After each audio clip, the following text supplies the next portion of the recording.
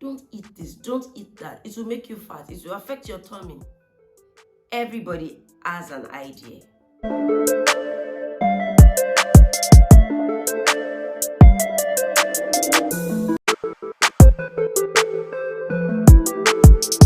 What's up everyone? My name is Fola the Body and I create content on weight loss, weight management, lifestyle and what have you.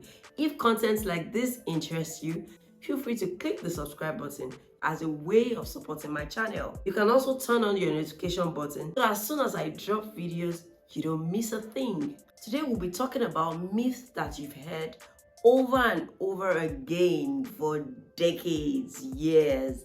But are they actually true? No, that's why they are called myths. What are myths? They are ideas that have been held for a long time and are actually believed to be true. But are they true? No. We can practically call them lies. The number one myth about weight loss that I've heard over and over again is water makes you add weight. Are you even aware that water contains 0 calories? How would something that contains 0 calories make you add weight? I would really love to hear the idea behind this. If you've watched my previous video, you would see where I told you that water aids your weight loss process because it serves as an appetite suppressant, it cleanses your system, it clears your skin, name it. So kill that thought today that water makes you add weight. Moving on to the second myth I've heard. Breakfast is the most important meal of the day if you're looking to lose weight. All the stories, I don't know where they emanate from, but it is really funny. I won't rule out the fact that breakfast helps you in planning the way you're going to eat during the day. It helps you manage that. But then, is it actually the most important meal of the day? No, it's not. You can skip breakfast and still lose weight.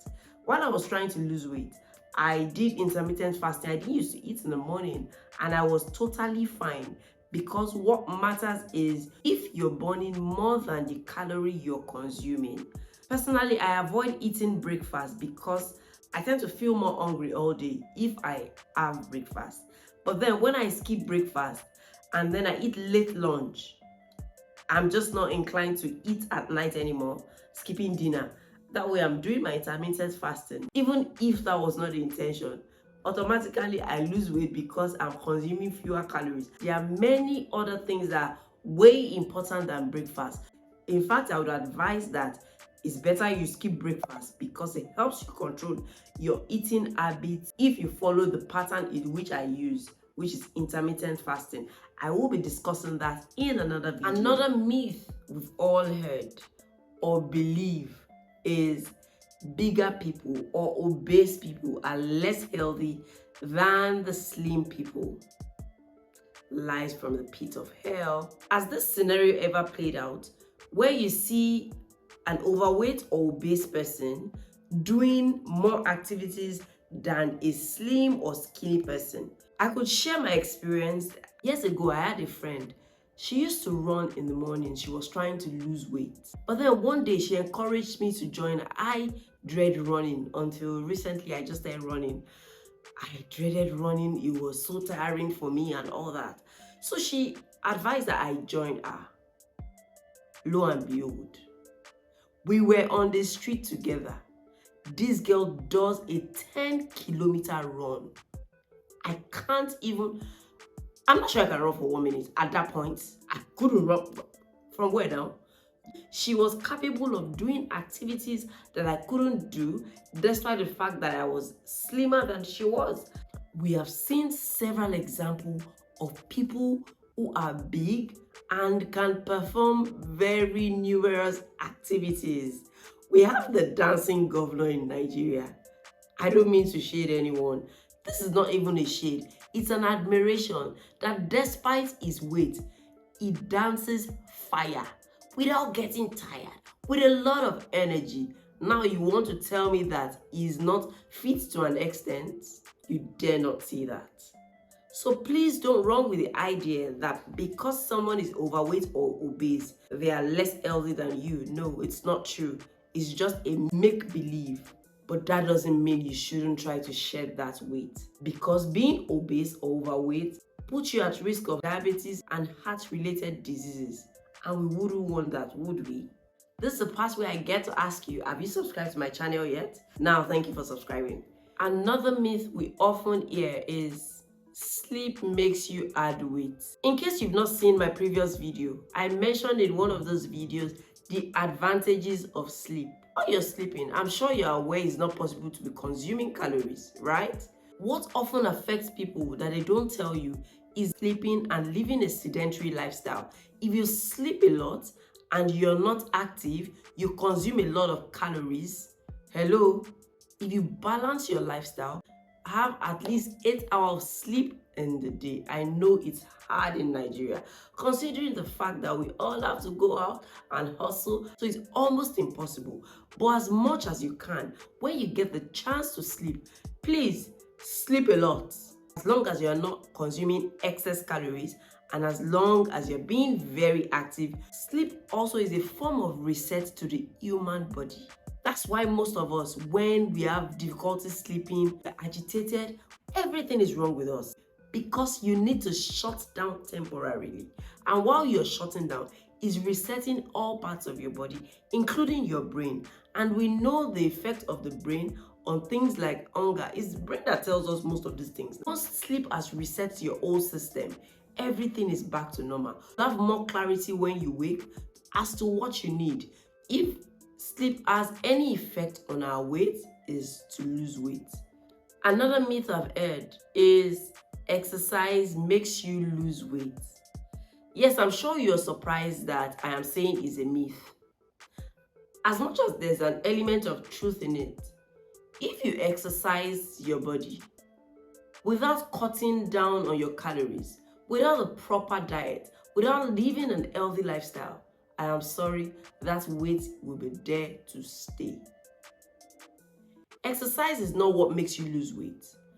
Weight loss is a combination of 80% diet and 20% exercise. So do you see how important what you eat is? I'm sure you've heard you are what you eat. So if you go to the gym and you are still coming back, please help me make a Congo of Eba.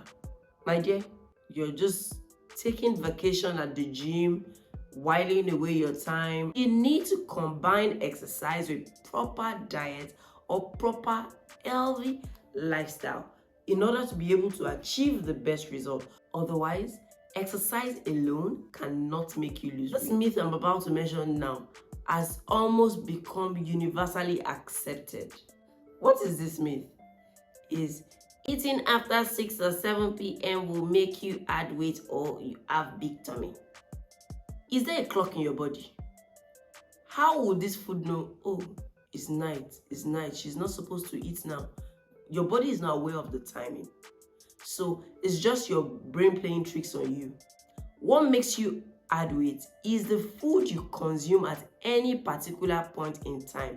And if you don't burn that food, if you eat cucumbers after 6 p.m., cucumbers contain about 87 calories with very low to zero fat. Tell me how you add weight. If you consume apples, tell me how you add weight. Eat healthy at every point in time. I also want to believe that that myth came to life and was not properly explained. We all know that if you eat and don't burn or use up that food as energy, it would stay in your body and in the long run accumulate into fat if you don't eventually burn it off. Some people work late in the night. If they eat around 10 p.m. and they are active all morning, look at the carers, look at the nurses, they are doing one thing or the other during that period of time. Automatically they are burning it. How do they add weight? By eating meals at that time. It's just appropriate for them. The only thing that makes you add weight is when you eat those food and go to sleep immediately.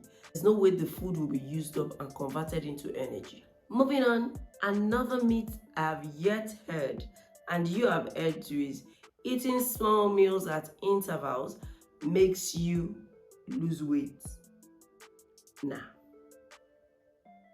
There's a reason why intermittent fasting is recommended. Your body needs a resting phase That's where it uses up the stored fat as energy. But then if you're eating at intervals, meanwhile your body is supposed to use up from the fat in your body to convert into energy for your activities, right? But then you're already feeding it at intervals. This is not giving room for your stored fat to be used up. So this would eventually be counterproductive. So if at all I want to advise anything, I would advise that you give yourself a resting time from food. Another myth I've heard a lot is every calorie is the same thing. Yes, as a matter of fact, that is in itself true. A calorie is equal to a calorie. But the difference is that in the body, it's another ballgame entirely. Calories are absorbed differently, like they pass different metabolic pathways. Say for example, a bar of chocolate contains about 350 calories and a bowl of oatmeal contains 350 calories. They're the same calorie content, right? But do they have the same effect on our body? No way. Now, calories from chocolates could result into cravings. That's why when you eat things like chocolate after meals, you tend to get hungry fast. It helps your food digest. Meanwhile, calories from oatmeal tend to be more filling, and that helps you control your calorie intake throughout the day. Sometimes weight loss is not just about counting calories. It's about eating better. Not necessarily eating less, but eating better. Are you eating the right food? Are you eating a balanced meal? Are you having a balanced diet? Are you living a healthy lifestyle? You need to unlearn and relearn these things and actually learn the real truth and facts about weight loss. That's why I am here to create this kind of content for you, hoping that in the long run, I'm able to help many people achieve their weight loss goals and keep that weight off. Please note that I am not a dietitian, but this channel is to share with you what I have garnered from my weight loss so far. This is something I've tried over the years, but I've been able to see what works for me, and I'm hoping to share this with you. Believing that you have enjoyed this video, please feel free to like this video and share with your loved one. If you're new to this channel, please click the subscribe button. If you love content like this, and if you're a returning subscriber, I love you. Until I come your way again. Until then, stay healthy.